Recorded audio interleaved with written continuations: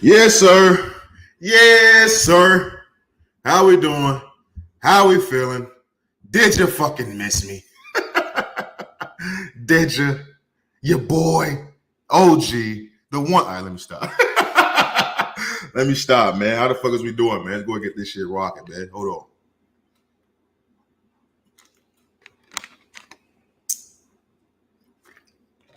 I want to say shout out to everybody that's tapped in, joining the conversation. Live stream going up at 5. Let's do this motherfucking thug thizzle.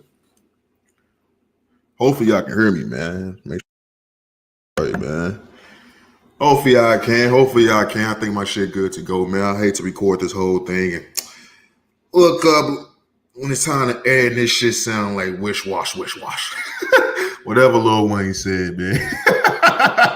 Whatever Weezy F the baby said, man. Shit, bro. It's a lot of shit to get into, man. Let's go ahead and get this motherfucking show rocking, man. All right, fucking let's get it. Yes, sir. What's poppin' with y'all, man? Welcome back to another motherfucking episode. Nah, run that back, Hatch. Another motherfucking episode of the Thin Line Between Genius and Insanity podcast. I am the flyest, highest, coolest, smoothest motherfucking host of them all. Oh, gee! Nah, man. One more time for them bitch ass niggas in the back over talking your boy. Oh, gee! Hatch, man. You know the fuck it is, man. What's up with the people all around the world? All my friends. What's up with y'all, man? How the fuck is y'all doing, man? Hope y'all there looking good, feeling good, staying safe. There's a whole lot of shit going on in these trenches, man. I tell you that each and every motherfucking week. Hope y'all there looking good, feeling good, staying safe. It's a whole lot going on, man. We're on the grind at 100. Episode 93, as you can see at the bottom of your motherfucking screen from people that's watching on the OG Hatch TV, YouTube channel. Make sure you go subscribe, ring that bell, drop a comment. I like all that good shit. Help a brother out. That's all a nigga asks for. Help a nigga out. It's a lot of shit going on, man. It's a lot of shit on the motherfucking doc we got to get into this week.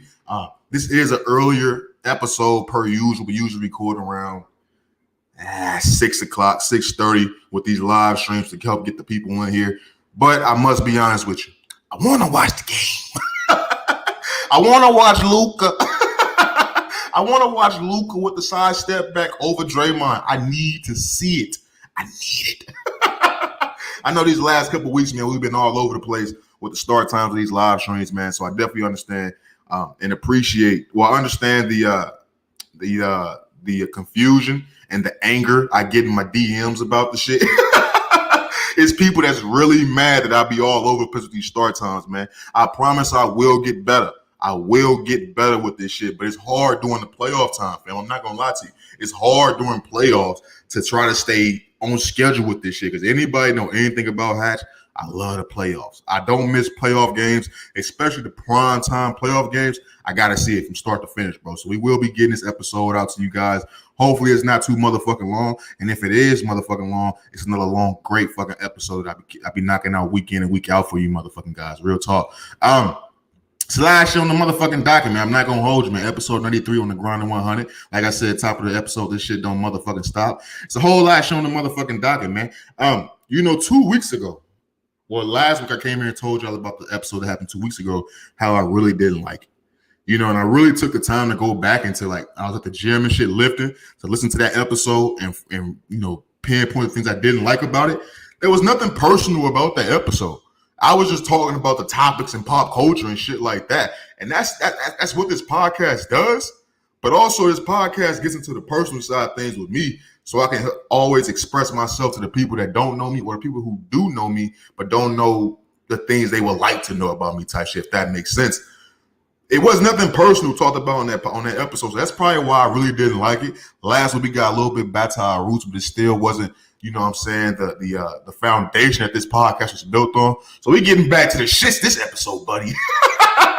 We getting back on our grizzly this motherfucking episode, man. It's a whole lot showing the motherfucking docket, bro. We got the benefits of not being approachable. I really miss those days.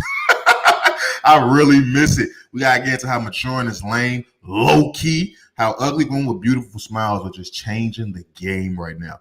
I know a few ugly ass women who, when they smile, I'm like, damn, you're not that bad. We gotta get into that. We gotta get into how women always bring up their boyfriend in casual conversations. Like, lady, I am not trying to fuck you. I'm just trying to get my burger. Can you give me some extra ranch, please? Like, what the fuck? I am not trying to smosh. We gotta get to Blac Chyna pouring out the blicky. Now, they always said growing up, a man shouldn't put hands on a woman. Pull a gun on me and see what the fuck happened. Pull your blicky out and see what the fuck happened once I run away, then come back and blindside your ass. I'm cleaning clocks. I'm cleaning clocks. We gotta get to FaceTime shows, man. Is that sicko mode? Is FaceTime shows sicko mode? I don't know. We gotta get to porn reaction videos. Yes, you heard me right. It's niggas literally out here reacting to pornos. Genius or sicko? We will get into it. Also, we gotta get to how Nike's ending their shoe deal with Kyrie Irving. Fair or foul? I will give my insights on that. How I told y'all this shit was gonna be coming at least 18 fucking months ago. I don't know. Maybe I was right. Give me my props, bitch. Also, we gotta get to how women are getting the bag. The United States women's soccer team is getting the fucking bag. Well, that's gonna lead into a deeper fucking topic of discussion when it comes to Brittany Griner. Free BG, as all motherfucking ways to her ass is free and back on U.S. motherfucking soil. Also, we gotta get into a topic that I talked about a year ago, damn near not to the date, but a year ago around this time when I named the episode called Basketball Guys Don't Like Ugly. I will be diving back into that shit on this very motherfucking episode.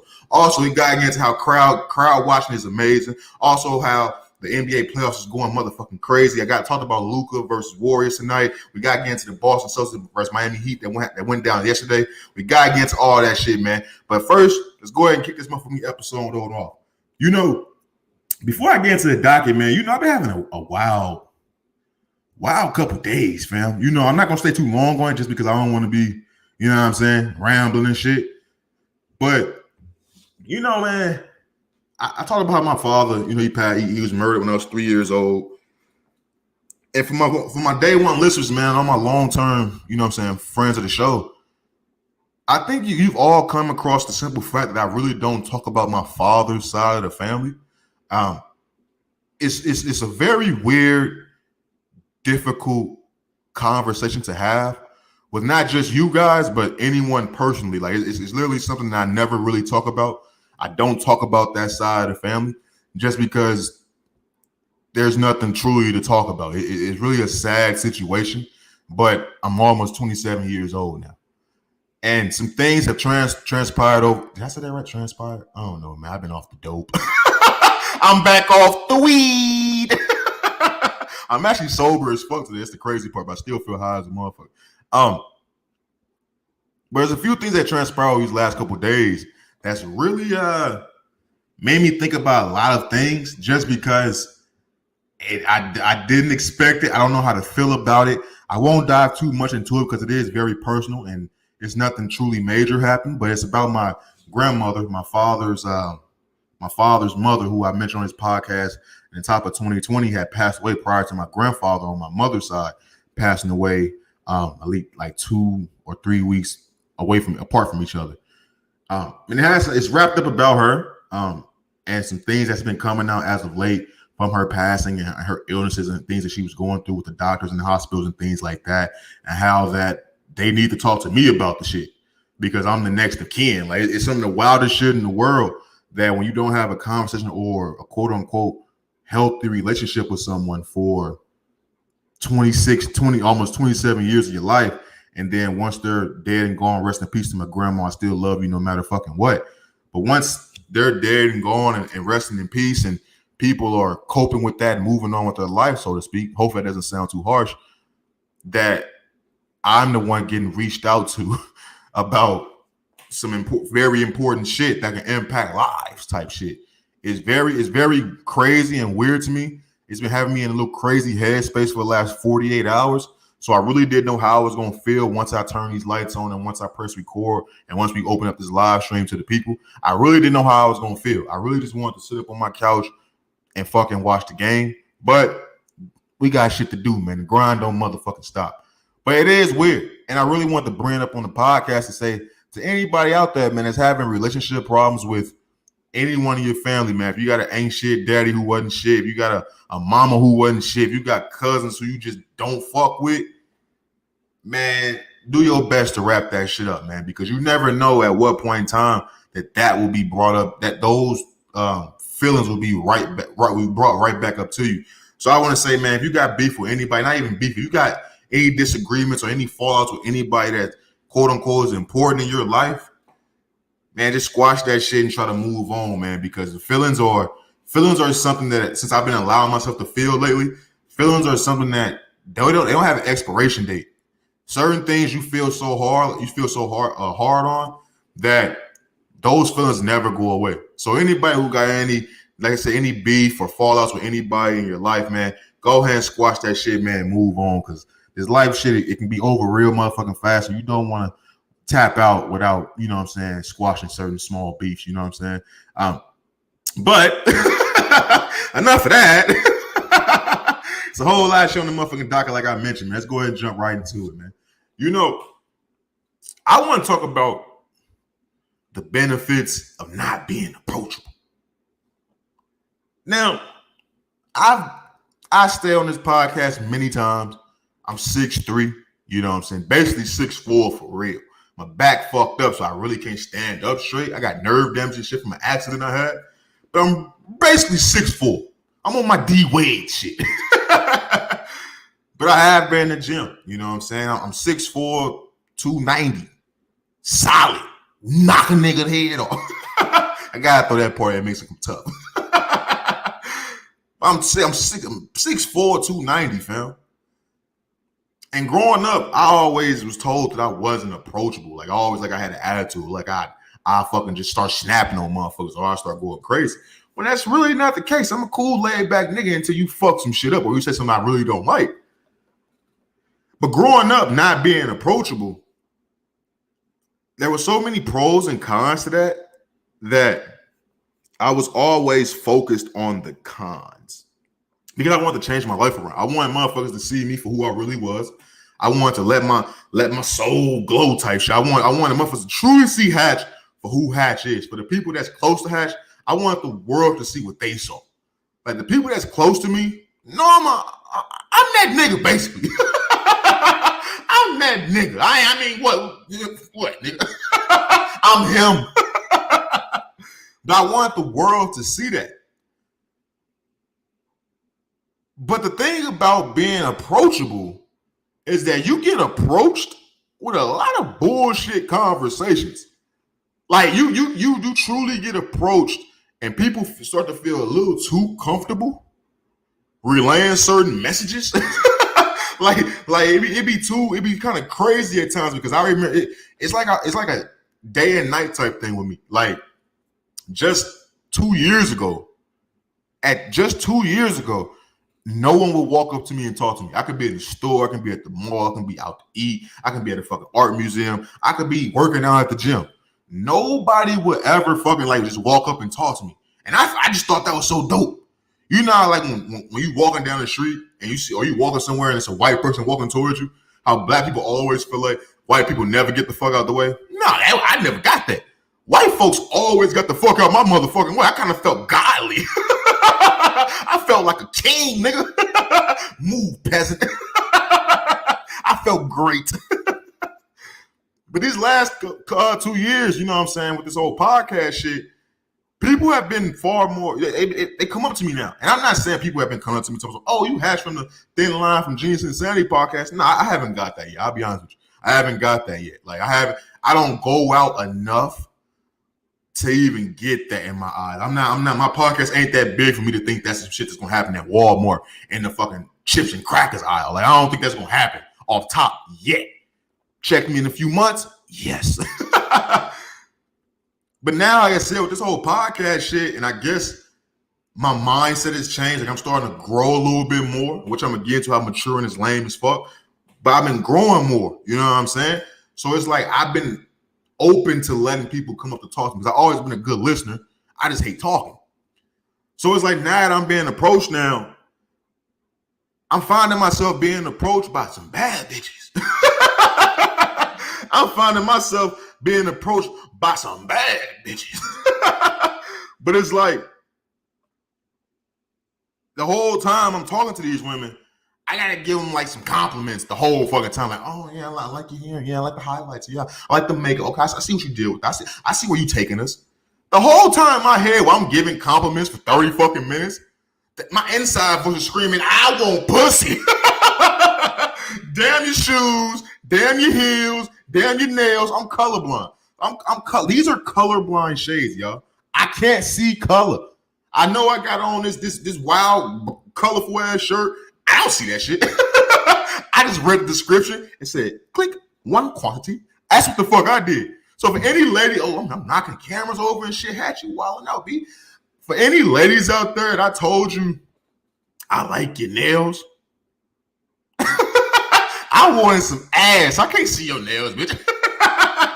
Either they long or they short. Either you got some fucking bedazzlement in that motherfucker, or you got some shit hanging off on what they do now. Besides that, I don't see that shit. You got nail. You got a nail. But the whole time I'm talking to these women, it's like, yeah, man, I didn't get you about 6 compliments now.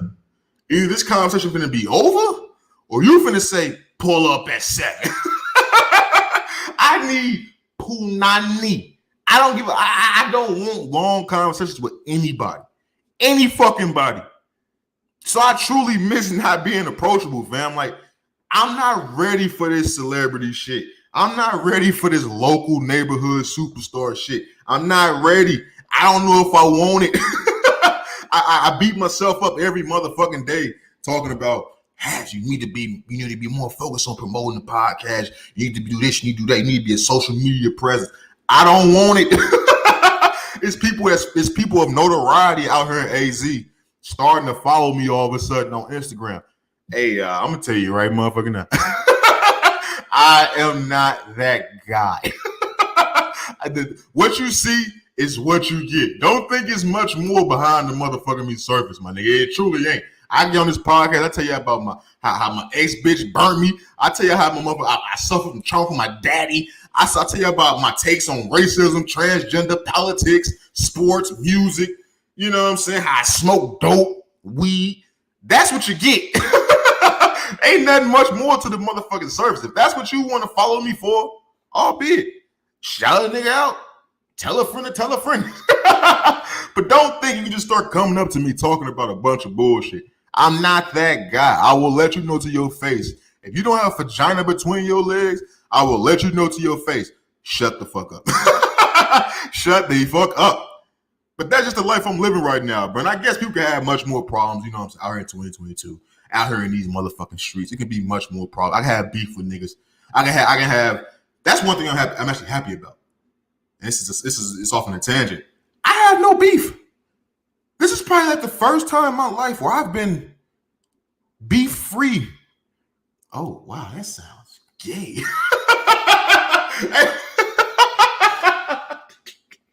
That sounded straight gay. But this is the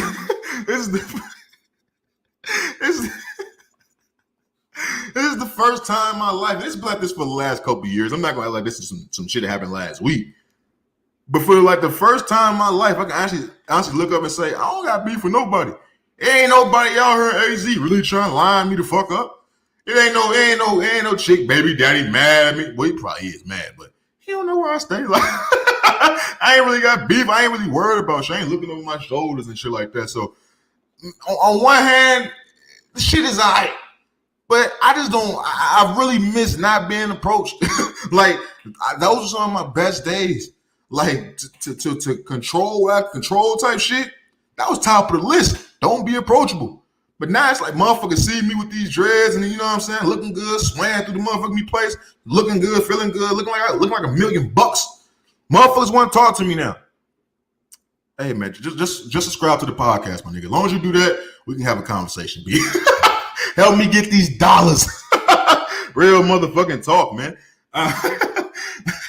Real talk. Moving on, man. Let's go ahead and knock these motherfucking topics out, man, so we get the fuck up out this piece, man. I want to talk about how maturing is lame as fuck. Lame as fuck. You know, man.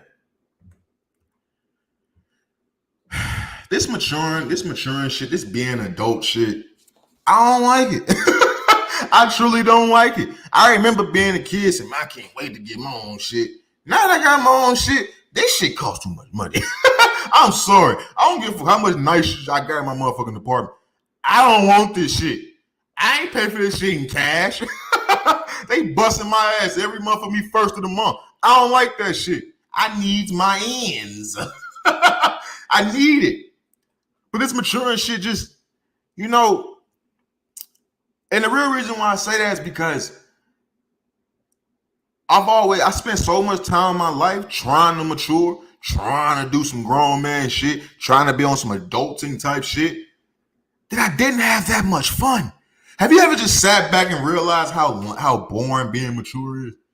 I've always had my most fun on some immature shit. I was on my Marcus Houston vibes. Like, I was on some immature shit. That's the I was, you know what I'm saying? Like, I was doing my thug. And I'm out here riding around and get it on my chameleonaire shit. They want to catch a nigga riding dirty. I'm having a blast. I turned the fuck up, bumping Chief Keef. You know what I'm saying? Immature as fuck, riding dirty as fuck, hoping I don't get caught. But the times where I'm riding clean, you know what I'm saying? I'm hot. I'm bothered. Like it's a bunch of bullshit. You know what I'm saying? It's like when the bills come around, I ain't paying the motherfucking bill. They gonna have to catch me. They have to catch a nigga. But it's like maturing is just, like ain't shit cool about being mature. Like that was some shit like when, you know, like the only times I truly thought maturing was gonna be the shit is when like I was younger and I was trying to fuck with the bad bitches. I remember when I was like 11, 12 years old and there was this bad, oh my God, I never told this story before on the podcast. I was like 11, 12 years old, my God. This is back in Nantucket. Nantucket, what up? Tuck Block, what up? But this was back in those days. I was like 11, 12 years old, bro. And it was this badass 18-year-old, 19-year-old Spanish chick. Like, never seen her before in my life. Now that I am who I am, now that I know the game, she was a rat. Like, she was a straight thought. Like, she was a straight Scotty to hottie tamale. Like, she was out here. But at 11, 12 years old, when my crush at that time was Vita Guerrera, and this badass 18-year-old, 19-year-old was trying to throw me some pussy at 11 and 12 years old, I wanted it. I needed it type shit.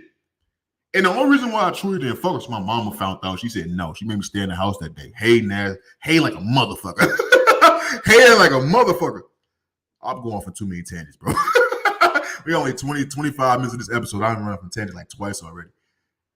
But when I wanted to talk to that older girl, after my mama kept me in the house that day, I really was hooked on trying to fuck with a chick over 15. Like I was hooked on it. Everybody know the Kikis, the Nishas, you know what I'm saying, the Nets that stayed in Nantucket. I was trying to fuck. At 11, 12 years old, I was trying to fuck because I thought I was missing out. All the other homeboys and took the little Puerto Rican bitch in the basement next door and ran a train on her in the basement on the concrete. I was mad playing Crash Bandicoot. I was in the crib pissed off playing that Crash Bandicoot. So after that, I kept trying to mess with older women. That's probably why I be messing with older women now. Ever since that day when I seen that badass older woman trying to throw me some pussy, I was hooked. I was gone. I ain't even see nobody my age no more. And now, and even to this day, I still don't, to be honest with you. You my age? I mean, I honestly don't even look at you that way. Like, you got to at least be like 2-3 years older than me. And all of a sudden, I'm open for you, baby. Dick like this. I don't know why, bro. It's a mental thing. But in messing with those women, you know what I'm saying? They always was telling me I'm not mature enough. You know, I was still on some little boy shit. And granted, I was 11 and 12 years old. What the fuck you want me to do? I can't even bite a bag of chips for real. What the fuck you want me to do? So I put so much emphasis growing up on being mature. And I think I'm a mature motherfucker. You know what I'm saying? I got a nice job, nice car, graduated college. You know what I'm saying? Pay my bills. Not all the ways on time, but pay my bills. I'm a real nigga from the scum. I pay my bills, but they're not always on time. I set payment arrangements, my nigga. I'm a real nigga. Payment arrangements is my best friend. But I spent so much time trying to be mature, and it's not fun. It's truly not fun at all. It's not, and I got to a certain point. I'm like, yo, what more can I do to be mature? Like, what is maturing when you're almost 27 years old doing all the things I just named off? Like, I know niggas my age, you ain't got none of that shit. I know niggas my age, you ain't gonna never have that shit. And I ain't hating on niggas, but we know niggas who ain't gonna never be shit. I'm already some shit. Like, I'm already him. So I always sit back and I'm like, yo, how can I still find ways to mature without, you know what I'm saying, taking the fun out of things? So I finally sat back the other day. Maybe I was smoking. Maybe this is why I'm talking about on the podcast. I was smoking. I was thinking, like, how can I be, you know what I'm saying, more mature without putting myself in a fucked up position that I was in these last couple of years out here in Arizona. I only really told my boy X about the shit. Like, I truly wasn't having a blast out here because my niggas wasn't out here. And I ain't trying to say, like, you know, I need my niggas to have fun. But we all have our friends. You don't have we not hanging with your friends and shit like that. Shit gets boring fast. Like, shit gets boring fast. No matter how much money you got, no matter how many times you done been out of the country, how many trips you done been on, how much shit you done seen that other motherfuckers ain't seen. Shit gets boring fast when you doing it by yourself. Or you doing it with somebody you really don't vibe with like that. And that's what the fuck I was doing for the last, almost 8 years now?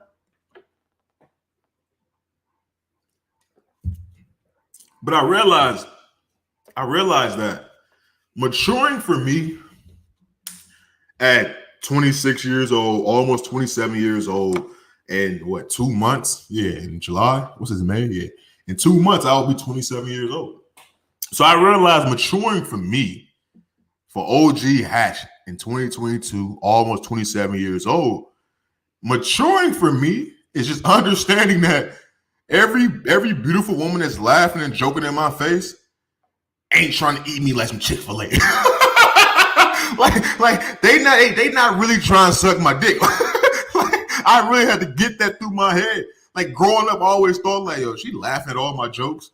And she cracking jokes in the conversation too. She's smiling all in my face and shit, leaning on my shoulder and shit. She's trying to top me off. She's trying to eat me like a spicy deluxe. Like, she's trying to go crazy on a nigga. But as I get older, I'm like, nah. That's not a good way of thinking, Hatch. You gotta knock it off, brother. You gotta stop it. You gotta stop it. So that's where I'm at in my life. that ladies that listen to the show, take that and rank that wherever you want to put on your mature to immature scale. You know what I'm saying? Grade me however you want to grade me. But that's where I'm at right now. I'm really understanding that every beautiful woman, we're not talking about the ugly hoes over here. we don't even acknowledge them unless they got a fat ass and it's after 8 o'clock on a Saturday night. Until then, we ain't really, you know what I mean? We ain't fucking with them like that. But yeah, I'm at the point to where it's like every beautiful woman that's laughing at and having a good conversation with me is not trying to fuck me. That's where I'm at. And that's crazy. Like, I'm just now getting to that point to where it's like I really had to go through some things to realize that, nah, she just cool as fuck. She ain't really trying to suck my dick. Like she ain't trying to eat me like Chick-fil-A. But that's where I'm at in life. I had to find these things too. I had to find things to help my maturity level. And it's hard when you having a conversation with a bad, you know what I'm saying, beautiful woman. My mind, I don't want to say 9 times out of 10 it goes to some sexual shit. Like 7 times out of 10, while she's talking, I'm thinking about fucking. I'm not gonna lie to you. That's where I was at. So now I'm just at a point now to where it's like, you know what? Fuck it. I'm off that shit. I had to grow. I had to grow through some things, learn some things, and mature. So that's where I'm at. And it's kind of fucked up because that shit lame. That shit is lame. I need pussy. No, I'm just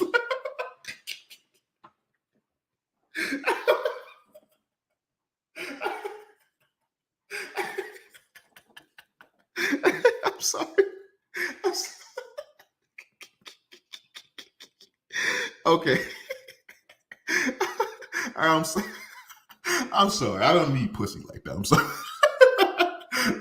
It's just a lame fucking life to live, being mature, man. You take the fun out of everything. You take the risk out of everything. You put a condom on every time. It's like oh my God. It's so fucking crazy. You use napkins to wipe your face and shit after you eat. Like, it's a whole bunch of bullshit. Like, being mature is lame. Especially when you ain't got no kids. Like, I ain't got no kids. I just got a big ass pit bull that get on my nerves. I should still be immature. I deserve it. I've earned the right to be immature still. I'm almost 27 years old with no kids. I can still get out here and play. You know what I'm saying? My Tupac shit. But nah, man. I mean, like, I don't know, man. I just don't think that's in me no more. I'm a lame nigga now. I come to believe I'm a lame nigga now, man. I'm living life too clean. I'm too clean. I need to live on the edge, my nigga. I need to live on the edge, bro. And that's my challenge for myself for the rest of the year. Live life on the edge, Hatch. Stop being so timid. Stop being so scared. Stop being so fucking responsible. I don't have fun when I'm being responsible. How good is that pussy when you being responsible? Niggas don't want them. Niggas don't be wanting to hear they got baby on the way. But they remember how they got that baby on the way. like being responsible ain't, you know what I'm saying? That's a bunch of bullshit. That shit feel good at the end of the day. But during the day, that shit don't be fun. That shit don't be the shit to do, the it thing to do. That ain't where it's at type shit. You know what I'm saying? So I really got to change that up. And we all got to come to a common agreement that maturing is lame as fuck. Maturing just lets you know you get old as a motherfucker, bro. That's truly what the fuck it is, man. Real talk. Moving on, man. That's hella funny. Moving on. I mentioned earlier on in the podcast when I was mentioning other things on the docket. We gotta get into this because it's really been on my mind these last couple of days because I know if it's a few women I've been in contact with lately that when they got they quote unquote sexy or quote unquote resting bitch face, that shit don't be giving what they be trying to give. I'm gonna be honest with you. They be looking kind of hurt. They be looking like some straight junkyard dogs in the face. But I know some women that ain't you, when they got they resting bitch face or they quote unquote sexy look going, it don't be sexy. But they got some of the most beautiful smiles in the world. Like, for real, have you ever, for anybody out there, have you ever came across a woman? And then for my ladies out there, if you came across a man, but come on, man, I ain't talking about this shit. Have you ever come across a woman that you just didn't think was attractive until she smiled? It's some crazy shit. I've never known that to be a thing. Like, usually I've always had the opposite way to where it was a woman that I just thought was flat out gorgeous. But when she smiled, her teeth was fucked up. Her smile was too big. Like, teeth was probably stained or some shit. It was always something. It was always something like that. But like lately, I've been coming across women who I truly didn't think they was attractive or anything. Maybe they had a fat ass, a nice body or something. We call us butterfishes growing up. Maybe that's what was going on. But when they actually smile, I was like, well, I'll be damn. Big Like, that's you? That's what you've been hiding all this time? Like, what the fuck am I supposed to do with that? Am I supposed to be on some Dave Chappelle, Eddie Murphy shit and be cracking jokes all motherfucking day just to see a beautiful smile? Like, am I supposed to tolerate that? Like, I shouldn't be the one to tell you that you should smile more. Like, to me, I always thought that's what, now I realize that's what niggas meant when they was telling women they should smile more. Because it's like, baby, you don't look good. You should just smile more. Like just bring the positive vibes type shit. But now that I'm older, I see that's a real fucking thing. Like, it's truly women that I know personally. I ain't gonna say no names because I'm still, you know what I'm saying? You know what I mean? Like I said, Saturday night after 8 o'clock was that? But I truly know when I truly come across some women that, and I'm not trying to, you know what I'm saying, berate any women, nothing like that. That's not what this podcast is. I've also told myself I will try to stop saying people are ugly because it's motherfuckers probably watching this right now saying, nigga, you ain't the, you know what I'm saying, the top tier nigga you think you is, which I know that's a lie, but I know I'm that nigga. But there's somebody for everybody. And beauty is in the eye of the beholder. We heard it growing up. It's actually fucking true. So I'm not trying to discredit anybody, but I would say they're just not attractive to me. But as I'm getting old, I'm really starting to see that, yo, it's women out here who are truly beautiful when they smile. But when they not smiling, they look like straight shit. They looks is not giving what they truly think is giving. And that's like, what the fuck am I supposed to do with that? I know too many times in my life to where I've come across, I'm not talking about that fucking. I'm not talking about that part. Fuck that shit. What the fuck that part? Moving on. Moving on, please. I'm still trying to tap that all on the floor.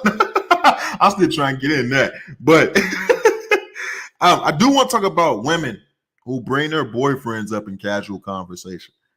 Like, so far, you can see on this docket, we talking about a lot of women shit. These last couple of days, this shit been going on in my life. But we gotta get into the women who bring up their boyfriends in casual conversation. Like, you ever just been out and about? Like, say you motherfucking, like, you get some service from a young lady. Could be at a hospital, could be at a food spot, wherever you at. And you talking to a young lady who's helping you work with your shit and all that. You actually strike up a good conversation. Like I said earlier in the podcast, it's the thing with me, I miss not being approachable. And this is one of those things that kind of brought it, made me really think about that in a more serious way, because as a dude, there's you know how women will, how dudes will automatically think a gay dude will gonna hit on them or type shit. Like, that's a thing. Like, that's truly a thing. Like, niggas be like, I ain't cool with a gay dude. Now, I'd be cool with a gay dude as long as she don't hit on me. Automatically assuming, like, you that nigga type shit. That's a thing. Niggas don't really talk about it that much. But when you really sit back, like, that's like the first things niggas say when the question of being cool with someone's gay is brought up. It's kind of the exact same thing when it comes to men and women. Every woman that I've actually just had a conversation with, and it was like a good conversation, they always bring up their boyfriend out the fucking blue. Like, I ain't said shit about, let me get your number. I ain't told them they look good today. I ain't said none of that shit. I asked them how their day going. What time you get off work type shit. Has work been busy?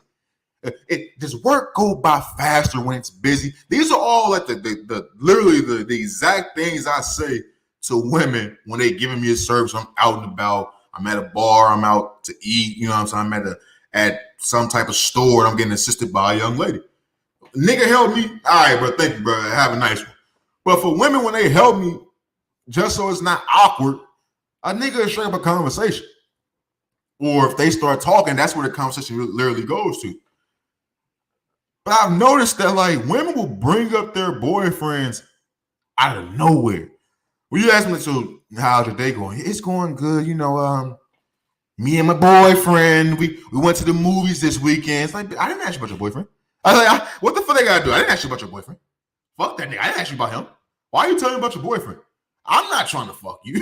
like when you were walking over here, my dick didn't jump. Like that didn't happen for you. I'm not trying to holler at you. So I don't want to say I get offended, but I do high key get annoyed when I'm just talking to somebody and they bring up that they in a relationship. Like, I'm not trying to holler at you. You don't even know if you're my type shit. You don't even know if I'm attracted to you. You don't even know that. So if I'm asking you where the motherfucking biscuits and gravy is in aisle 8, and you fucking take me to the biscuits and gravy, and on the way to talk about the biscuits and gravy, I ask you how your fucking day's going, and you bring up your fucking boyfriend, I'm high, I'm low-key pissed, I'm salty now. What the fuck you tell me about this nigga for? Who is this nigga? What the fuck? Is this Michael B. Jordan or some shit? Why the fuck you tell me about this lame duck ass nigga? But it's like I truly be getting annoyed at that shit. Cause it's like, lady, I'm not even trying to, you know what I mean? Like, why are you bringing this nigga up? Like, at what point in time in our conversation did you feel like I was finna say, give me your number? At what point in time in this conversation did you think I was finna say, let me bust them cheeks? Like, like at no point in time did that shit come up in conversation. Like, I understand that I've been out and about and I've tried to holler at some women and they told me they had a boyfriend. Hey man, wash my hands of that shit. I don't want to break up no happy homes. I don't want to be that nigga. That shit ain't cool to me. Like that, I never thought that was some cool shit to do. If a motherfucker in a relationship, I let that shit go. Because I believe in karma type shit. So I don't take offense to a woman saying they got a boyfriend, even if they lying or not. I don't fucking know. I don't just assume motherfuckers is lying like that. But if I'm literally just having a casual conversation with you, and that's probably why a lot of men don't have casual conversations with women sometimes, because that's where it goes to. It automatically goes to an assumption that a nigga is trying to fuck. An assumption that a nigga is trying to holler on some shit. And that's truly not what it is 98% of the time. Like it's rare that I'm actually hollering at a woman out in public. And that's not me saying I'm an internet nigga where I'm just getting my bitches offline or some shit. That's not the case. What I'm saying is I probably see 100 to 200 women a day. And that's just me lowballing it. You know what I'm saying? I probably see 100 to 200 women a day. How many times you think I'm truly out here hopping down on some shit? That's just not me. I get hopped down on. Pause. Well, not pause. It's bitches we talking about. I get hopped down on. That's just the life I live, nigga. Like that's just who I is. Like that's just the life I live. I'd much rather get hopped down on than hop down because it clears any confusion on my part. I don't want to feel like I'm doing the most. I don't want to feel like I'm putting a woman in an uncomfortable position. Nowadays, you got women talking about they do things just because they don't want certain shit to happen. I know a woman who told me that she was doing shit with men just because of her past relationships. Her boyfriends was beating her ass if she didn't do it. So she just got accustomed to doing things when men ask her to do things. And I'm not trying to be in that situation. So I'd much rather if I see a baddie walking down the motherfucking street, or if I'm next to her at the store or some shit, hey, how you doing? Excuse me, let me get by you. Let me get past you. You can compliment this fade of these dreads if you want to. But I mean, unless you show interest in me, I'm not really fucking with you. Like, I'm be honest with you. So it low-key annoys the fuck out of me when women just automatically assume you trying to fuck. Now, if you're throwing that pussy, I'm Odell Beckham versus the Dallas Cowboys. Snatching that motherfucker. But if you're not throwing that pussy, baby, special teams. Special teams. I'm blocking. Real motherfucking talk. And I just think a lot of people point. Let me just say a lot of people, period. I always say a lot of women because I'm a heterosexual male. So my point of view always comes from a man talking to women. But I want to say a lot of people because we have to understand, bro, like everybody's not trying to fuck you. Everybody's not thinking about you like that. I mean, it's both ways now. I'm talking about both ways. So for women, every dude's not trying to fuck you. For dudes, every chick's not trying to fuck. I just talked about in the last segment that maturing in life, I had to realize that every woman that comes up to me and we're having a grand ass conversation, you know what I'm saying, laughing, hee and ha and you know what I'm saying, and wiping tears from my eyes from laughter, they not faking. They not just trying to suck my dick. Like I had to truly understand that. So now that I understand that and I matured to a level to where I understand that that's, you know what I mean, normal, I expect women to do the same thing to me. Stop thinking I'm trying to fuck you because I know your name.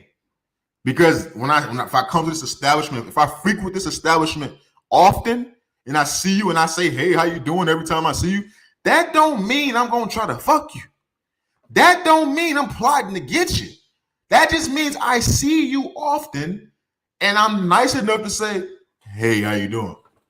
hope your day goes well when I leave. Like, I'm that type of nigga. But if I'm finna be getting this label attached to me that I'm thirsty or some shit like that, as I drink my water, if I don't get that label if I'm thirsty or something, it ain't worth it. It ain't worth it. I got a reputation to protect. It ain't worth it. I ain't having no thirsty ass nigga. Ain't gonna start today. Real motherfucking talk.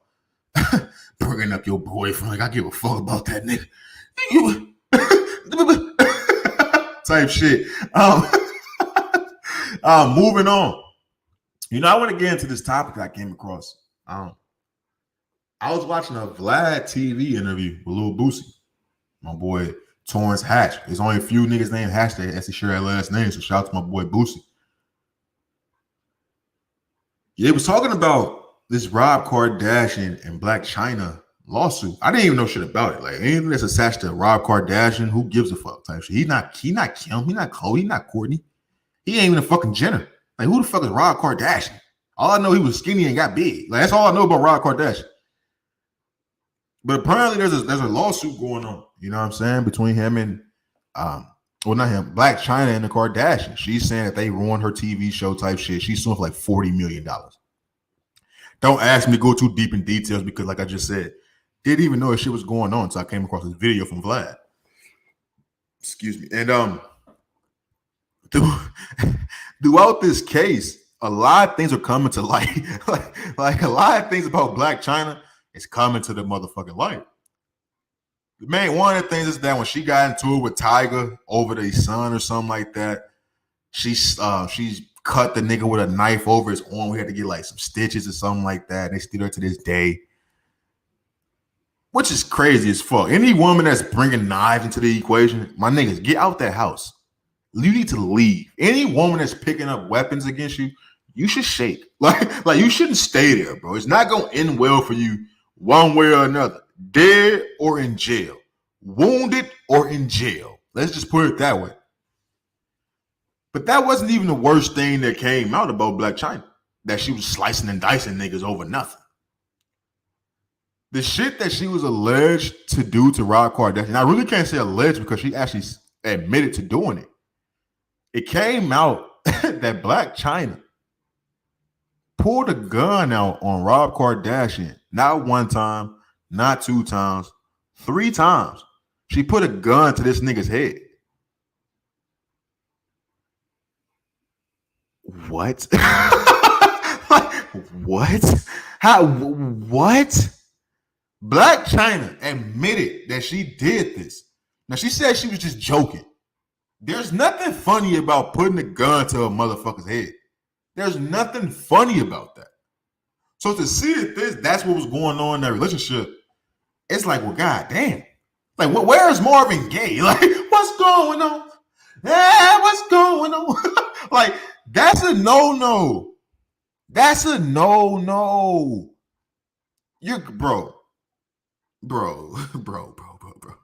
Like, I usually see this type shit when it's like the other way around. Like, I seen a video not too long ago, probably a few years back, when it was a young woman sitting in a chair. Her boyfriend was recording her, and he pulled a gun out, and he wanted something. And then he shot the gun like by her ear or some shit, and she thought that she was cute and funny and shit. You usually see it that way, where a nigga is stunned and playing with guns and shit like that, and motherfuckers think that's okay. I never thought that shit was cool. Don't bring no gun out around me, my nigga. Ain't shit cool, cute, funny, nothing about a gun. I've never seen a gun and was like, that's a sexy ass gun. I've never done that. So if I've never done that, how am I finna get he and haw and get laughs and giggles out when you put a gun up to my head? That don't make sense. Something ain't adding up. So it makes me think, growing up, you always heard there's no reason a man should put his hands on a woman. Shit. Shit. What's my boy from The Wire? Shit. What do you mean there's never a reason to put your hands on a woman? Now, I'm not advocating domestic violence. That's not what Hatch is all about. I put niggas in the ground who do domestic violence. But if a woman pull a gun out on me, come on, man. Come on, man. I'm knocking heads, bro. Look, first of all, I'm running. I'm getting the fuck out of Dodge. Let's just make that point blank. Let's just make that clear. I'm trying to get away. But I'm coming back for revenge. No, you getting nigga treatment at this point. You getting real raw nigga treatment. I'm sneaking you. While you in the kitchen cooking the pork chops, I'm sneaking you. It's going down. It's going down. You got me fucked up. There's nothing funny. There's nothing tolerable about you pulling a gun out on me. I don't give a fuck who you is. Especially if you my baby mama. Especially if you my significant other.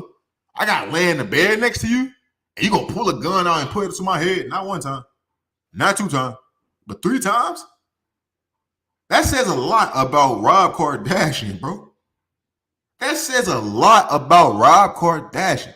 I don't give a fuck how big that fake ass booty is.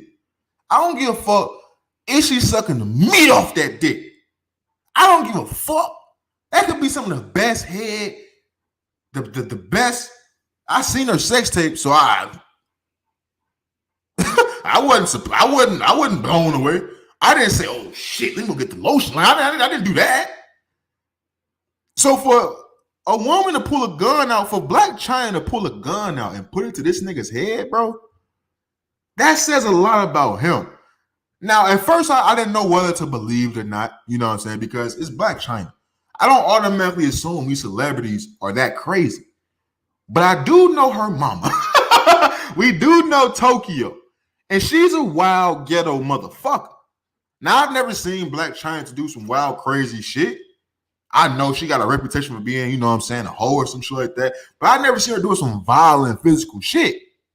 So all this news about her slicing and dicing Tiger, and about her pulling the gun out to Rob Kardashian and put it to this nigga head, not one time, not 2 times, but 3 motherfucking times, I didn't automatically believe it. But I sat back and I'm like, yo, her mom is a loose cannon. Her mom is a loose cannon.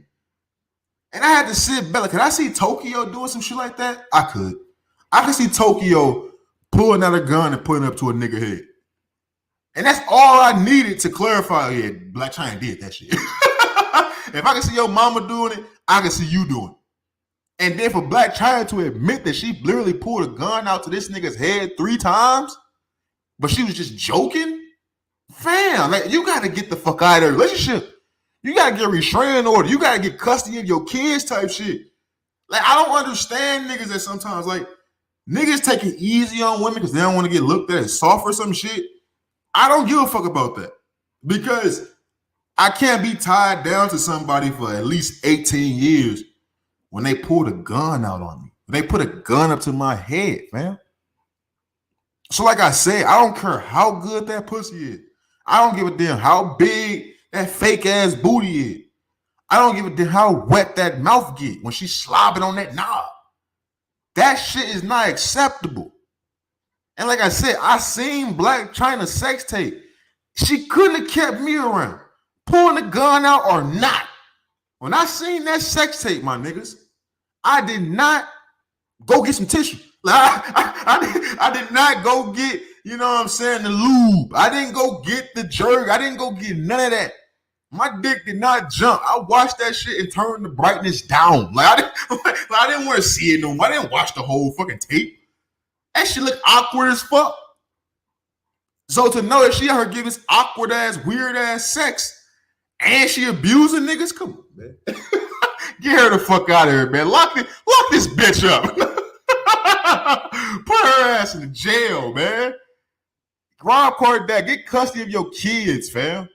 Go get your kids. Why don't you have your kids full time with no rights to her?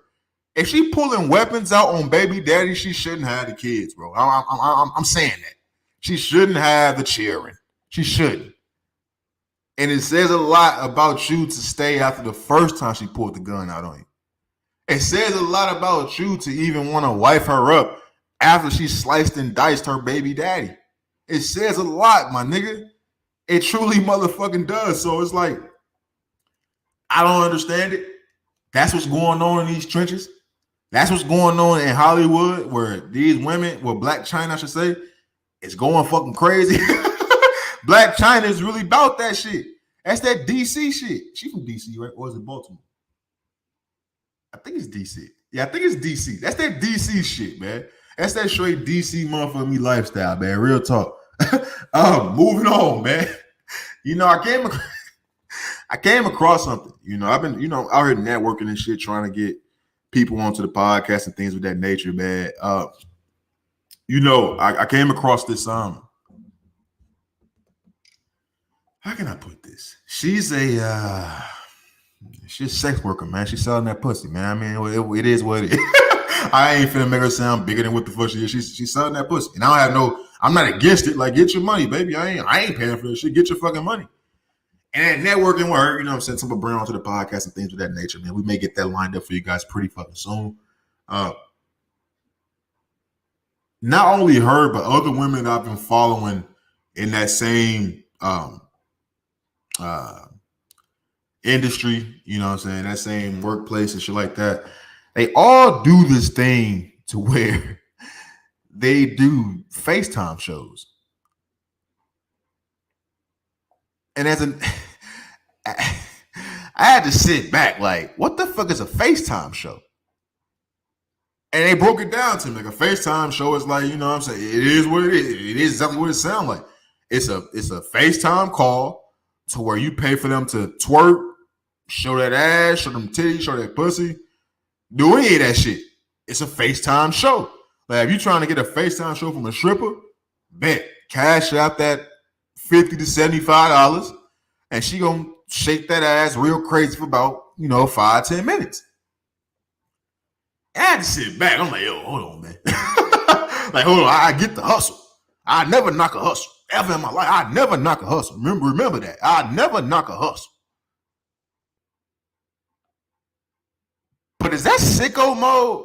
Like, I can't imagine being a nigga paying for a FaceTime show. Now, it's one thing to be at a strip club. You go to the velvet room. You go to the private room, the velvet room, and you get a private dance. That's like that's totally different from a nigga sitting at home on his couch sitting on his couch in his drawers, paying a woman $50 to $75 for a FaceTime show.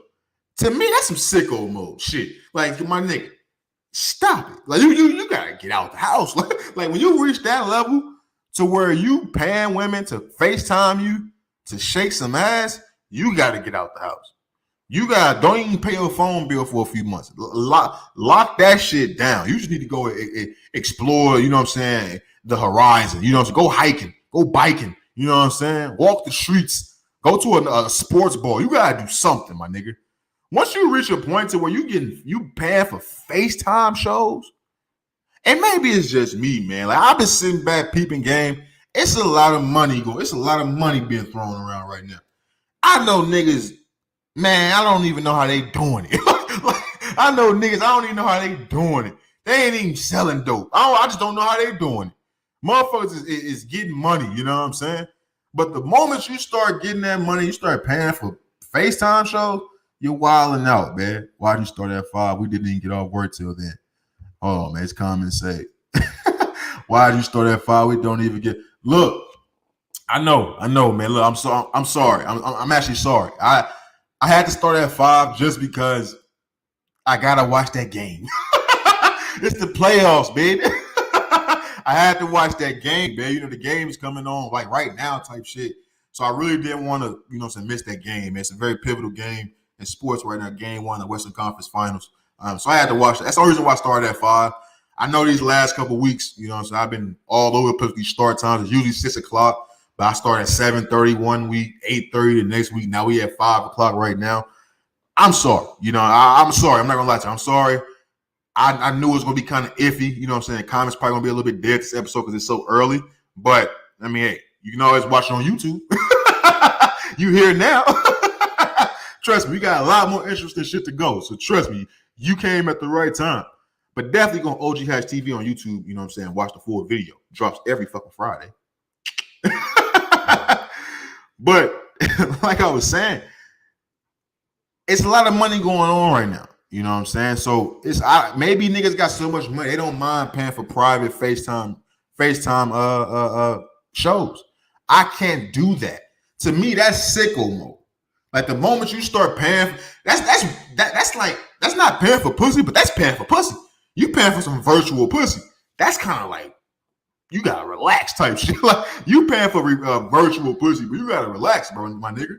Real talk. Speaking of some shit that I seen that was kind of crazy. You know, I be, you know what I'm saying? Like, I'm a grown ass man. I be beating my dick. You know what I'm saying? I mean, look, man. I jack off. I jerk it. I jerk the chicken. Maybe too much information for motherfuckers, but I do my thing. I assault myself from time to time. I came across, I was on Pornhub looking at some shit. You know what I'm saying? Big booty hoes going crazy. Big booty hoes cream pie. What does comment say? Hold on, I'm sorry. What this comment say? What's Facebook watch? I have no idea what you talking about. I have no idea. I don't know. I don't know what Facebook Watch is. I truly don't. I don't know what that is. Is that something you seen in the chat? Like I don't know. I don't know. Give me help on what you're talking about. I'll try to answer the best I can. But I don't really know what the fuck you're talking about. To be honest with you. But like I was saying, I jack off. You know what I'm saying?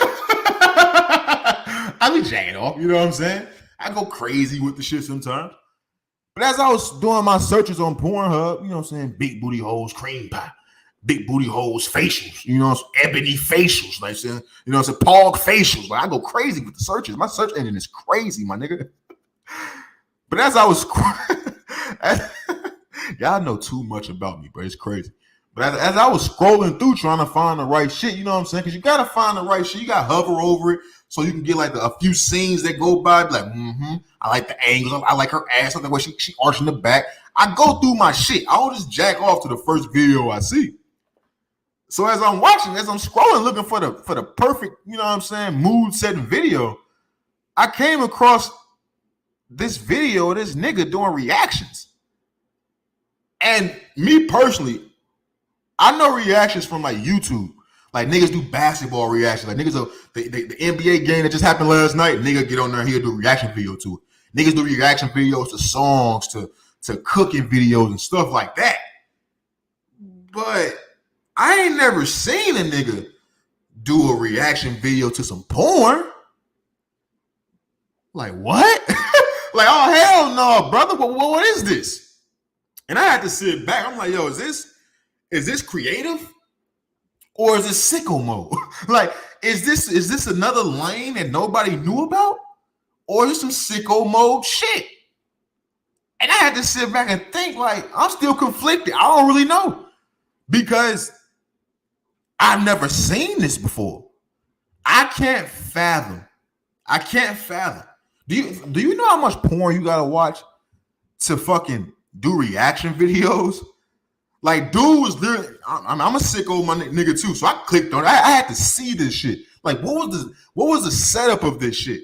Like, dude was literally sitting there watching the porno, like talking about dude dick size, talking about how she was taking the dick, talking about like her asshole was gaping. Like, dude was talking about some shit. He was breaking it down. You would thought this was fucking Daniel Cormier doing the fucking detail on a UFC fighter. You do the right hook, then the left uppercut. Like, that's what the fucking sounded like. It sounded like a nigga doing detail. That's what the fucking sounded like. But I'm sitting back like, nigga, you nasty. like nigga, you disgusting. To literally be sitting back, taking recommendations on what video to watch next and reacting to porn. My nigga, you gotta stop. But then again, I don't know if it's creative or sicko. I don't know. I can't picture me doing that. I can't. I'll be beating my dick all day. And I just can't do that. I just can't do that. You see these big ass hands? Come on, I can't do that shit. I can't do it. But this nigga, it's niggas out here truly doing that. And that made me think about something that I talked about on this podcast weeks ago with Asia, my queen. I'm really finna stop talking about her on this damn podcast. But I feel like I say something about her every 2 to 3 weeks. But it's always something that brings me back to that episode. And I remember in that episode I said how everybody's pretty much doing the same shit. It's only so many ways you can do certain shit, and I still believe that, to be honest with you. But she was adamant. She was adamant about how no, there's a lot of creative people out here that's doing things a lot of different ways. You just have to find those lanes.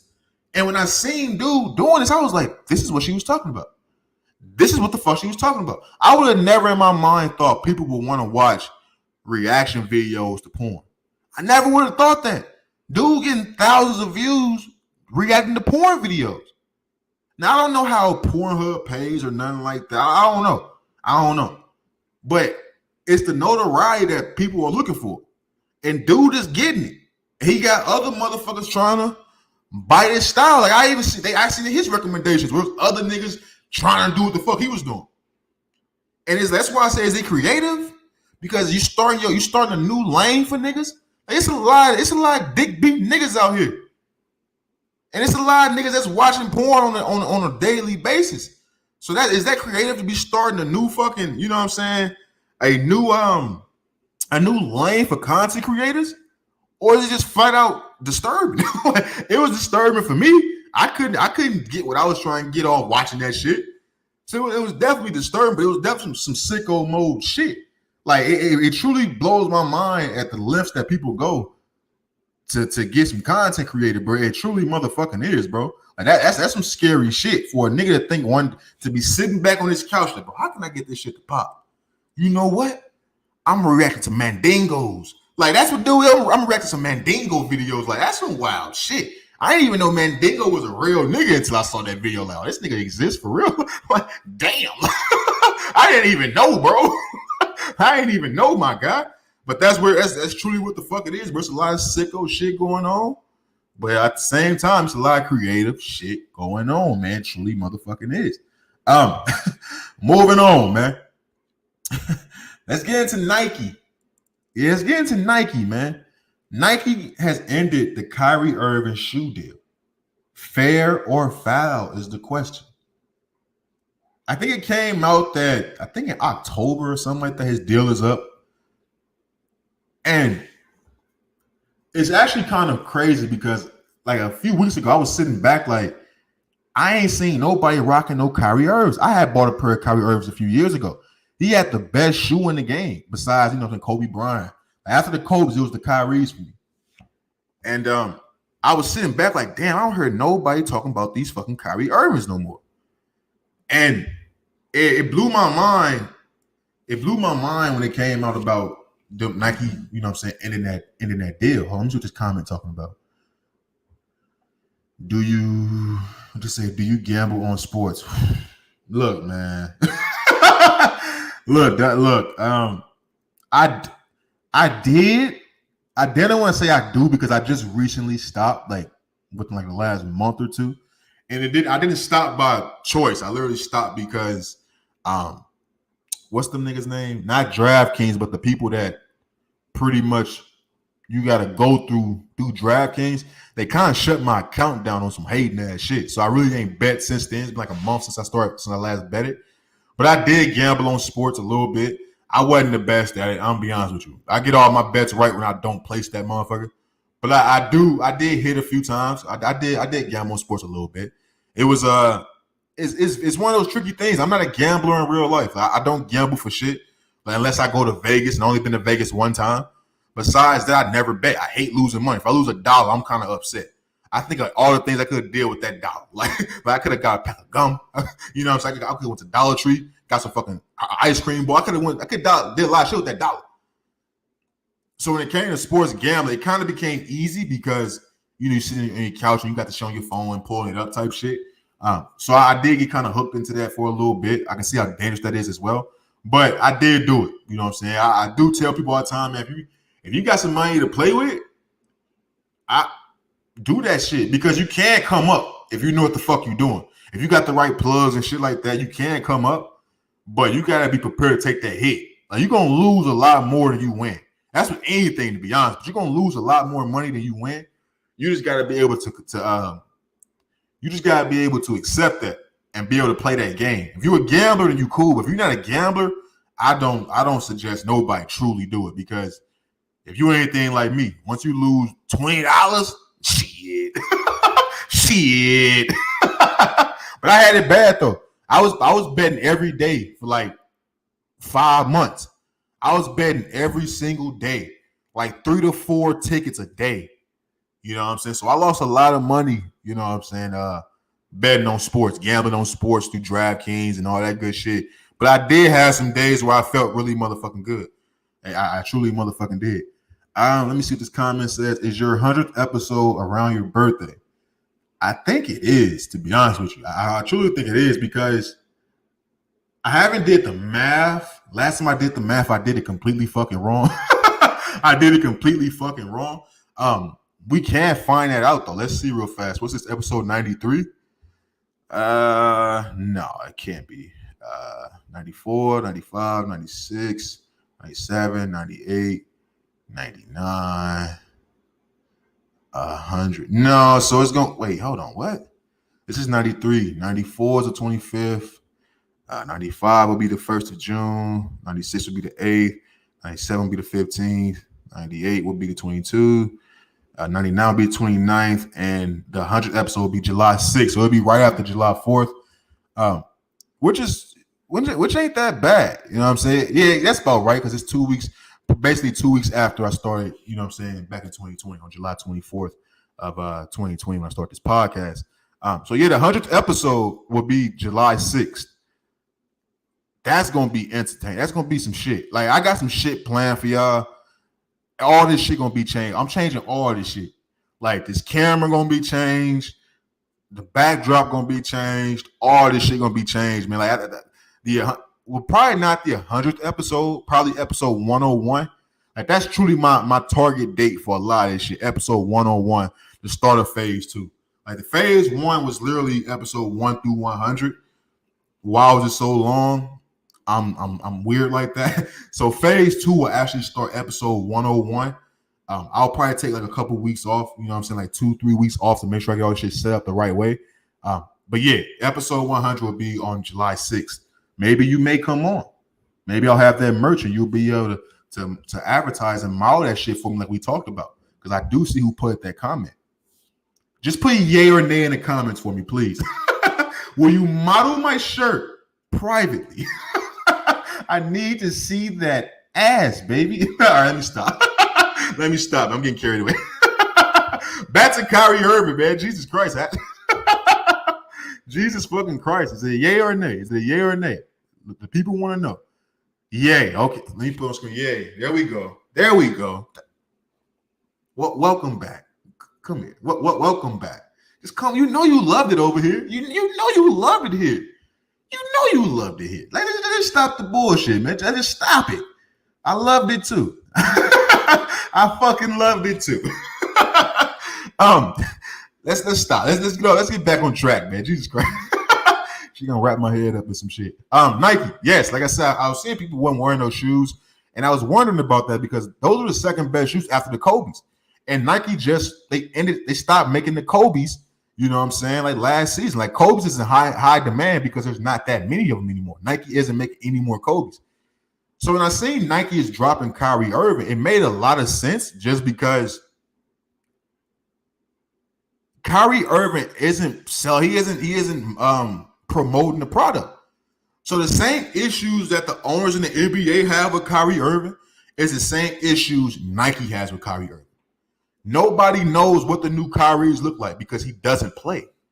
Nobody knows what's going on with that shoe because he doesn't play. He doesn't promote any new shoe. So it makes a lot of sense to me. I don't think it's because his stance on the COVID. I don't think it's because of, you know what I'm saying, the off the court. It ain't no off the court issues for it. It's just his whole stance with COVID not playing. So I truly just think it's like, bro, you're not promoting the shoe. You're not promoting anything that comes with the shoe. And nobody's talking about this shoe anymore. Because you're not in important games anymore. You're not alongside LeBron. Eyes aren't on you all the time. You teamed up with Kevin Durant in New York, but you wasn't playing. So it makes a lot of sense for, you know what I'm saying, Nike to drop Kyrie. I'm not gonna lie to you. It truly motherfucking does. And I want to make sure I just brought up on the podcast because it's opening eyes to people to realize that not only it's not a problem about Kyrie Irving not taking the vaccine. It was a problem about Kyrie Irving costing niggas a lot of fucking money. Brooklyn Nets just paid that nigga how much? $30 million? And he wasn't even playing? Nike been making this nigga shoes for the masses and he not even playing. Ain't nobody seeing the fucking shoe. So niggas been losing a lot of money on Kyrie Irving. And it's the first domino to fall was Nike. The second domino to fall gonna be the Brooklyn Nets. They already talking about they might trade the nigga. And the third domino gonna be the NBA CBA agreement. So the dominoes are already falling, man. I want y'all to know I've been telling y'all about this shit for the last year and a half that this shit was gonna happen. I'm not gonna lie. So I just wanted to make sure I brought that part up on the Month for Me podcast. And I ain't gonna lie, I want to move on just because my mind is still stuck on how she gonna model that shirt for me. I ain't gonna lie. Her ass is crazy big. Her ass is crazy big. Boy, I ain't gonna lie to you. Moving on, man. I want to talk about women getting the bag. This is very important. This is very fucking important. News came out earlier that the United States women's national soccer team? The United States women's soccer team, professional sports, to go to the Olympics and shit like that. It came out today that they'll be getting equal pay. Them and the United States men's national team, they all be getting equal fucking pay. And that's very, very important. And the reason why it's very, very important is because, as you can see on the screen, I got Free BG. That's Brittany Griner, who, plays for the Phoenix Mercury, who's locked up in Russia right now over a vape. She had a vape cartridge on in the airplane and in Russia, and they got her ass in jail in Russia. At the same time, the whole war kicked off, and she ain't coming home for a little minute. It's kind of crazy. Niggas are still trying to get her home type shit. And the reason why I put that on and I tie those two things together is because the only reason why Brittany Griner was going to Russia is because she gets paid 3 to 4 times more in Russia playing for their little team than she does getting paid to play for the Phoenix Mercury. There isn't that much money being handed out in the WNBA. And the reason why I want to tie that into the United States national women's soccer team is because if they're getting equal pay, that's just the first step of all this shit getting fixed. Because if they're getting equal pay and they see the benefit and they reap the benefits from that, how they obviously will, that's going to trickle down to the WNBA. I don't know how tennis or all that shit works, but these women professional leagues will start to get equal fucking pay. And that will cancel out any more incidents like this Brittany Griner situation. So you definitely want to tip your hat to the commission for getting together and getting these women equal fucking pay, because women deserve equal pay, bro. I don't understand that. Like, if you cold as fuck and you at the top tier of your if you're the top tier competition in your sport, you should get the big bucks. I don't give a fuck if you got a dick or a vagina between your legs. You should get the big bucks. You should get the big bucks. It's plain and fucking simple. Now, I'm not saying they should get 25 million type shit, but should they be getting some $10 million? Of course.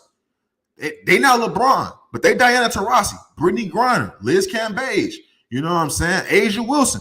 They are ballers. They deserve to get paid the right way, just like the United States national women's soccer team. So I want to salute, you know what I'm saying, to all the United States women national soccer team players who stuck through this long ass fight for all these years. They're finally getting rewarded because this is big. We're big on, you know what I'm saying, women empowerment, women equality. We're big on that shit over here. I was raised by a strong black woman, and I got strong black women in my family who helped raise me right, but primarily my mama. She raised me right, and it will make me sick to my stomach knowing that my mama isn't getting paid what she should get paid because she's a woman. So to see that this shit is actually starting to take place and coming to fruition in 2022, I want to make sure I was one of the first people to come on a platform and break the news to you guys, because who knows? I didn't see this shit coming. So for it to happen, you know what I'm saying? I'm happy. I salute, and hopefully we can get this trickle down to the WNBA, man, so we can have to get these women, you know what I'm saying, these contracts so they can stop going overseas in the middle of the year to fucking get some more money to feed their family and take care of their fucking lifestyle. If this would have happened a year ago, 2 years ago, Brittany Griner wouldn't be in a fucking Russian jail cell getting whatever the fuck is being done to her right now. You know what I'm saying? So that's really why I brought it up. I'm happy for the women getting paid, but it highlights why women should really get paid when you look at Brittany Griner. So free BG, you know what I'm saying? Out here in Phoenix, man, I remember I saw her downtown on some random shit. Like niggas just walking the subway and Brittany Griner was like driving down the street doing a photo shoot. It was some wild shit. So it's wild that I seen her in person and seen her tall ass in person. But you just want her to come home, man, safe and fucking sound, real talk. So free BG to that shit backwards, man. And free B, the real BG as well. That nigga been locked up for hellas. He's been locked down for hellas, bro. But moving on, man. So we're going to wrap this podcast on up, man. We've been here for over an hour and 20 minutes now. It'll probably be an hour and a half long episode, which is, you know what I'm saying, I fuck with it. Let's get into the basketball guys still don't like ugly, man. We wrap this podcast on up. And we get to the NBA playoff recap and shit like that. You know, a year ago, almost around this time, after the finals had happened, after Giannis had beat the Suns, I came on this podcast and I talked about how the basketball guys don't like ugly. And I was referring to Chris Paul, who I think is a great player. I don't think he's the point guard, but he's a great player. I think he's dirty as fuck. And I don't think niggas like him actually deserve to win. Like, yeah, is Draymond dirty? I don't think Draymond's dirty. I think Draymond's actually very fucking aggressive. I don't see Draymond Green really cheap shot niggas like that. If he hit you, he hit you. But Chris Paul do cheap shots. Like, Chris Paul yank niggas' elbows. You know, so he fuck with niggas' shoulders. He smack niggas in the face and they going for layups and shit like that. And I never truly respected shit like that. Like, I fuck with Rondo. Rondo gonna fuck you up. He gonna do it in your face. He gonna take his tech, get his flagrant, and get ejected. Chris Paul do his shit on the low, and it's like some grimy ass shit. But the Phoenix Suns were eliminated. Luka Doncic and the Dallas Mavericks eliminated them in Game 7. They went crazy on the road in Phoenix, bust they ass, blew they ass the fuck out. And I wasn't surprised, bro. The basketball guys do not like ugly. They will not reward a nigga who truly don't deserve to win a championship. When you a dirty, grimy motherfucker like Chris Paul is, you do not deserve to win a championship. It doesn't surprise me when a lot of bad shit happens to Chris Paul when the money's on the wood. It's a hamstring. It's a quad. It's a torn ligament in his thumb. It's a shoulder separation. He gets hurt every year because he hurt niggas every year.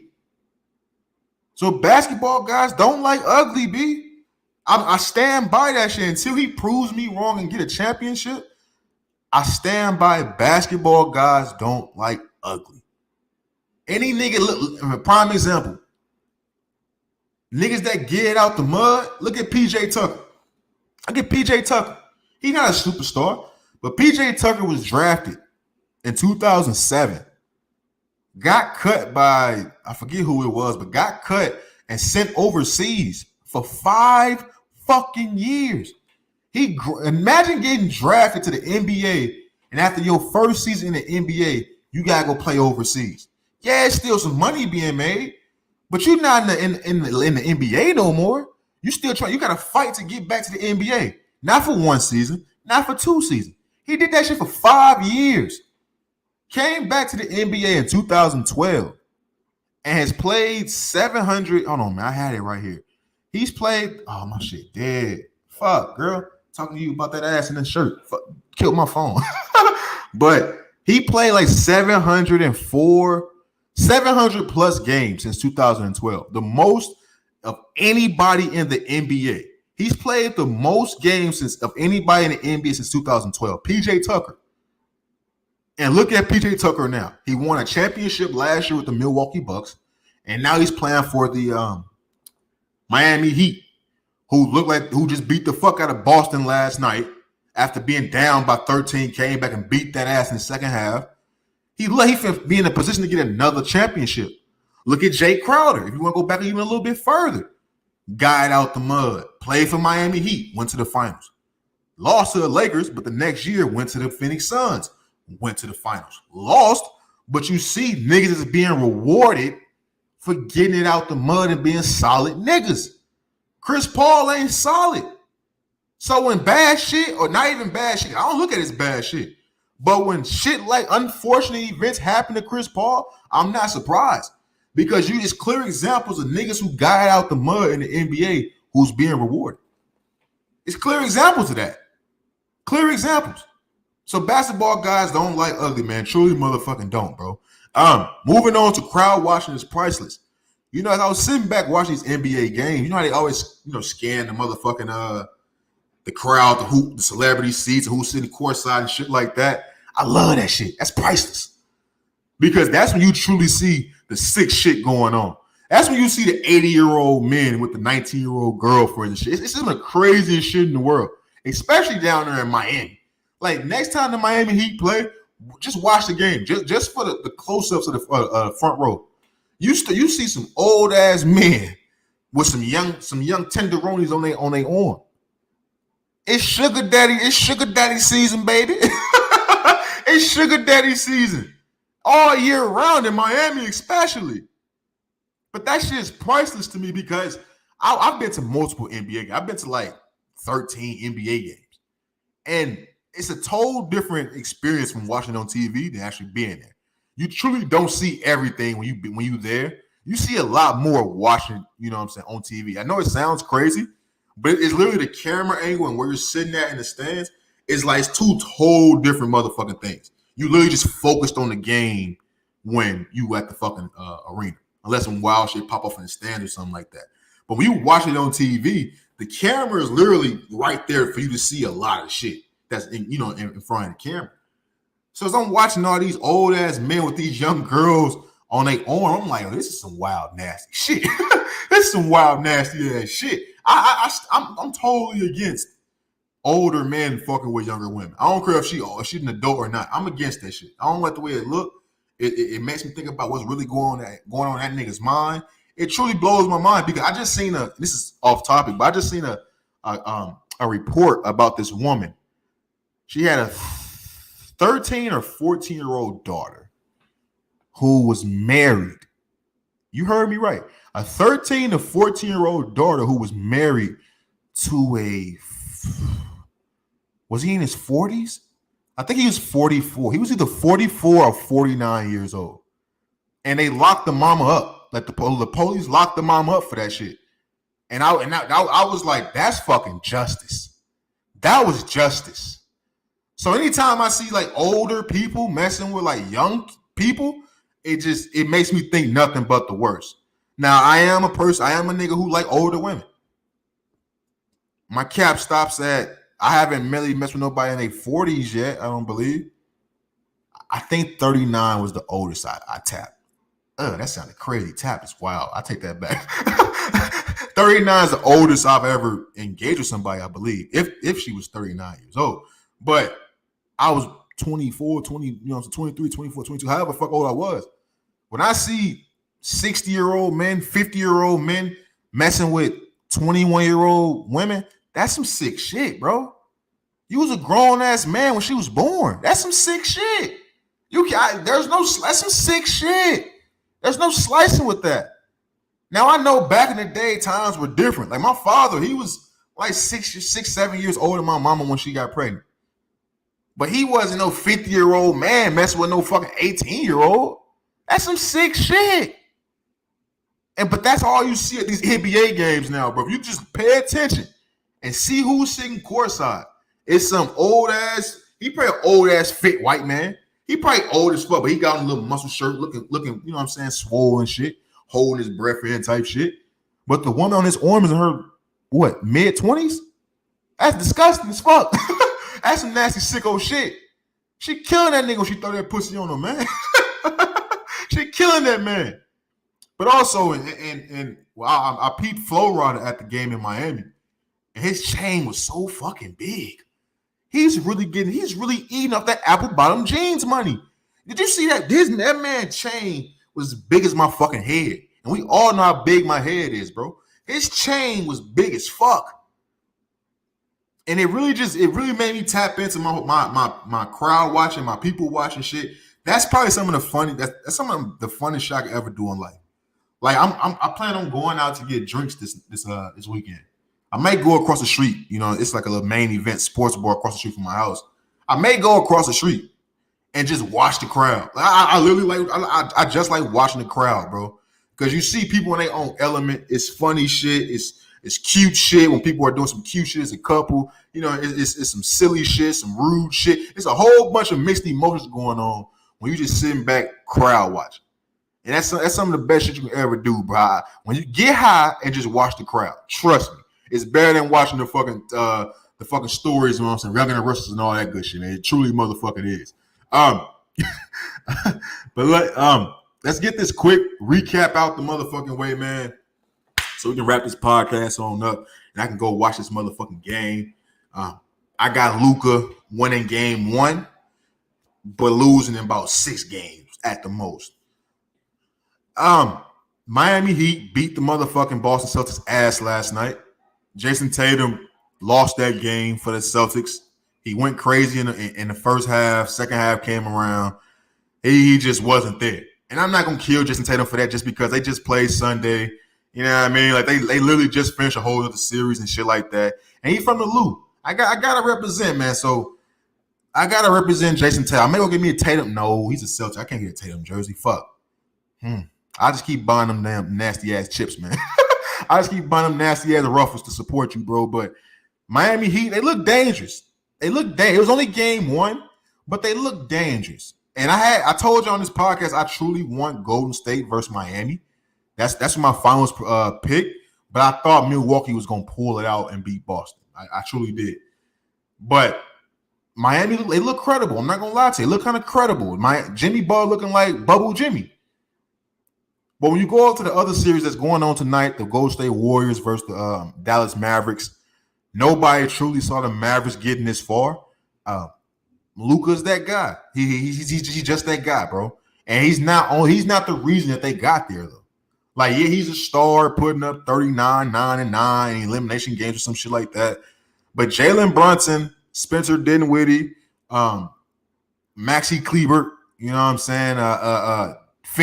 Dorian Finney-Smith, even Dwight Powell. Them niggas played good as fuck in that series, bro. Especially those last 2 or 3 games. They played very fucking good. So he got help. He just has to make sure that he gets them involved. I tweeted out like game 2 or 3, like the way Luka plays, they would never win a championship. That he's like playing my player. He just running high pick and roll and passing the niggas with 2 or 3 seconds left on the shot clock. But he started to play a lot better, getting other niggas involved, letting the other niggas eat, and that's where they are in the Western Conference Finals for the first time since 2011. So this series should be very, very fucking entertaining. It's game 1 tonight. You know, the series really don't start till about game 3. You know, hopefully somebody will lose on their home court by then, so it's a real series. But it's a very good matchup. I'm not gonna lie, I'm very interested in seeing it. So I want to see it, bro. I truly motherfucking do. It's not the Final Four people predicted.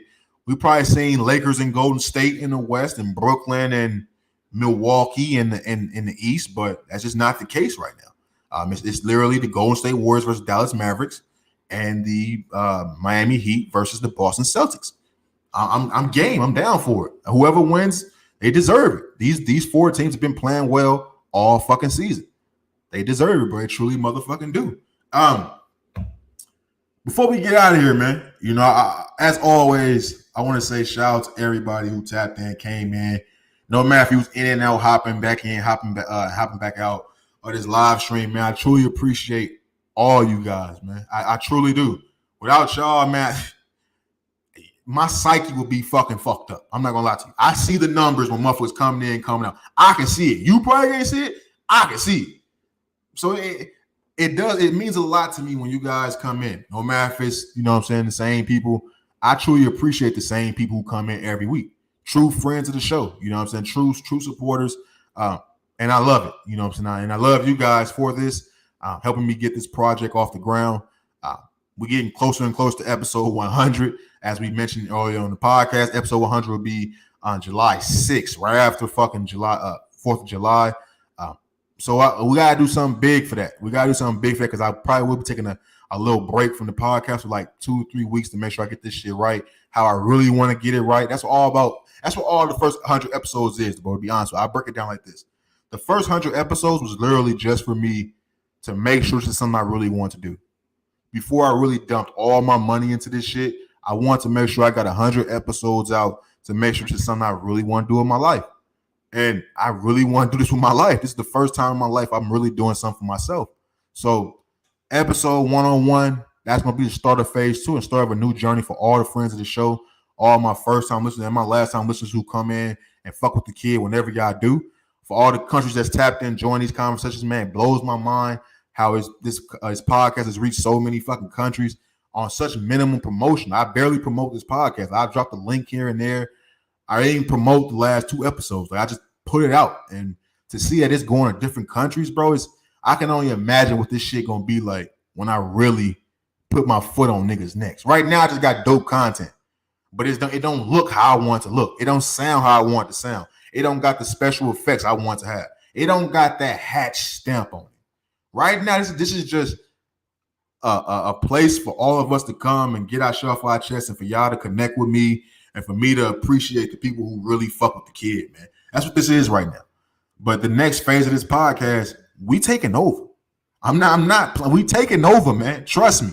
We taking the fuck over. I'll be doing a lot more ads and shit like that, but not necessarily ads from like big corporations. I want to do ads from people who I really know who got businesses. You know, I know a lot of people with businesses who getting their own shit off the ground and getting their shit out the mud. So that's what we're going to do in phase 2. We're going to do a lot more ads for you guys to help promote people I fuck with who I really want to see succeed in life. No matter if it's male or female, I want to see motherfuckers succeed. You know what I'm saying? So that's what we're going to do in phase motherfucking 2, man. But to wrap this podcast on up, I don't think there's much else I have to talk about. We talked about motherfucking, let me go to the docket one time before we get the fuck up out of here. We talked about the benefits of not being approachable, how maturing is lame, ugly women with beautiful smiles. Ugly women with beautiful smiles is crazy as fuck. Blac Chyna pulling out the gun on Rob Kardashian, FaceTime shows and porn reaction videos, Nike and Kyrie, women getting the bag, Brittany Griner, basketball guys don't like ugly, NBA playoff recap. Yes, we've knocked it all out the fucking park, G. God damn. I do want to say this one more time before I get out of here, man. To all the women who aren't attractive but have a beautiful smile, you gotta just show that ass a little bit more, baby.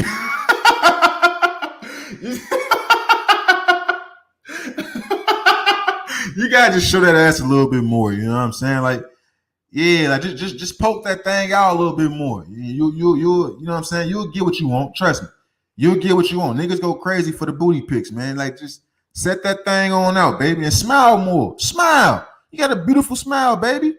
Poke that ass out and smile a little bit more. Trust me, you'll get everything you truly desire in life. I guarantee it. I guarantee it, man. But that's enough of this podcast, man. We over an hour and 39, almost an hour and 40 minutes of this episode. I want to say, once again, shout out to all my first time listeners, my last time, all my friends at the show. No matter how you watch this podcast on OG Hatch TV on YouTube, go ahead and subscribe, ring that bell, like the video, all that good shit the YouTubers say, man. Fuck with the kid, help a nigga out.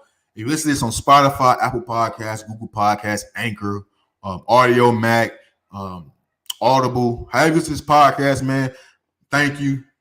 You know what I'm saying? Keep running those numbers up. Let's keep building this empire brick by motherfucking brick. And you know I give it up on this side, man. It's all love these ways. Never let them sidetrack you with the bullshit. Always keep the main thing the main thing. Stay safe, stay sharp, stay sane. And I'll holler at y'all next week, man. I'm out this motherfucker. Peace. Hey, man. Yo, Shorty said she gonna model that shirt. Y'all don't understand, bro. Y'all don't understand. Man. Some of the best pussy I've ever had in my life, bro. Jesus Christ. No, I'm sorry. I ain't turn this shit off. Yeah, I'm still talking. Oh my God. Hey, I'm out here. I'll holler at y'all this week, man. We out this motherfucker, man. Peace.